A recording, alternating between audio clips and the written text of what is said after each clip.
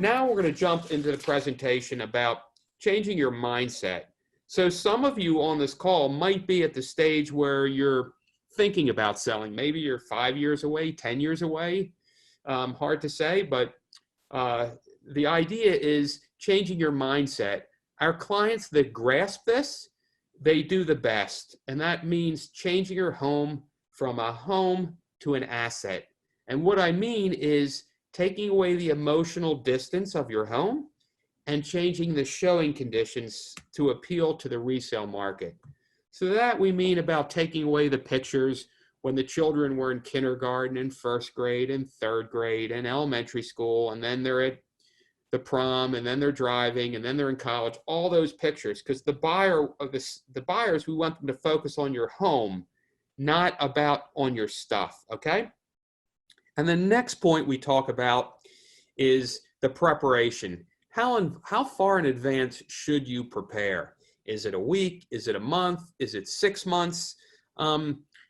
We believe in 12 months, and you're going to hear today why when we walk you through what we're talking about. And then when should you have an agent visit? So right now, the visits we're able to do are all on FaceTime, Skype, and Zoom. So that's how we're doing things with our clients now.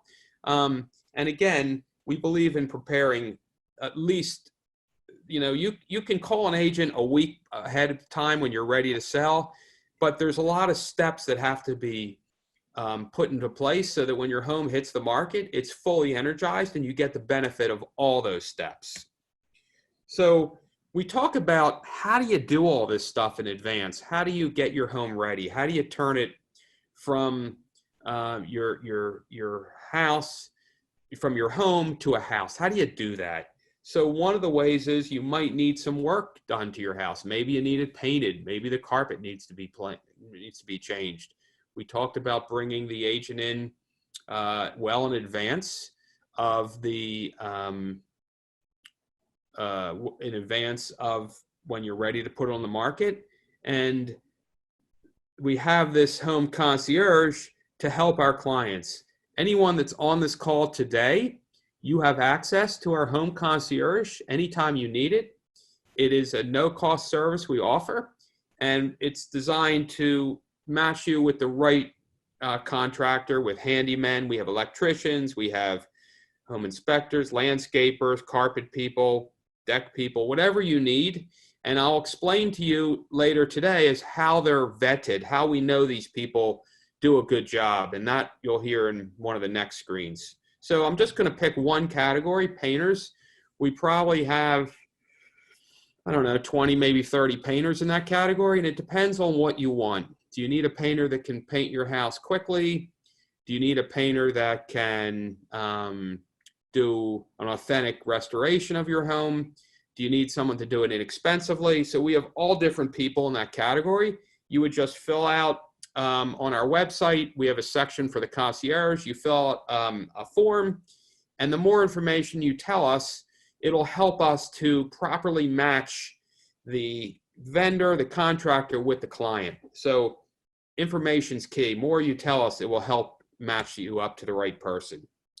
So I'm going to move into the presentation to a little bit further. We're kind of starting, and I'm sequencing you through the process.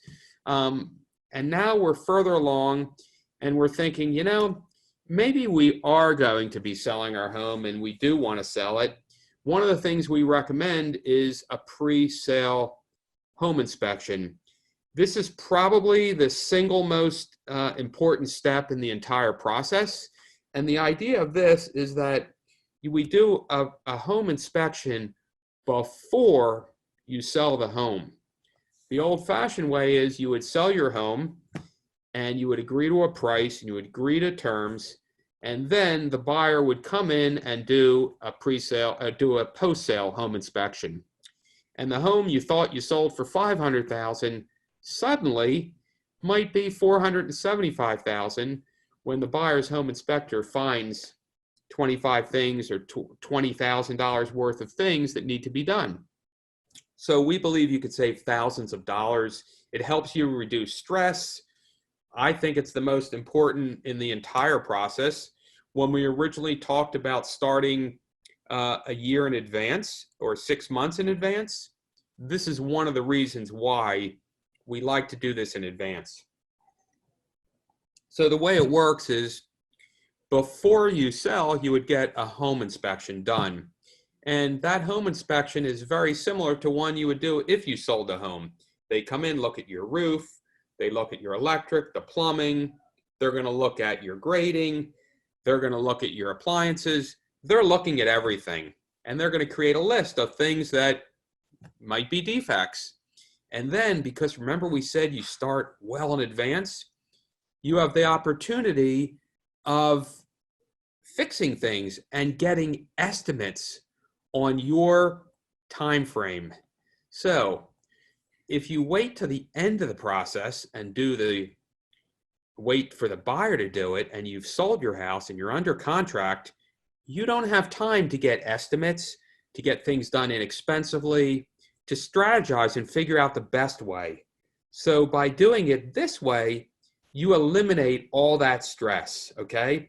You eliminate surprise problems and the back-end negotiations. What I mean by that is when the buyer comes in and says they want to retrade your price because they found that name the item, your grading is off in the yard, and they don't like that because it's making your basement have water in it. So they're going to ask for a credit. They're going to want money.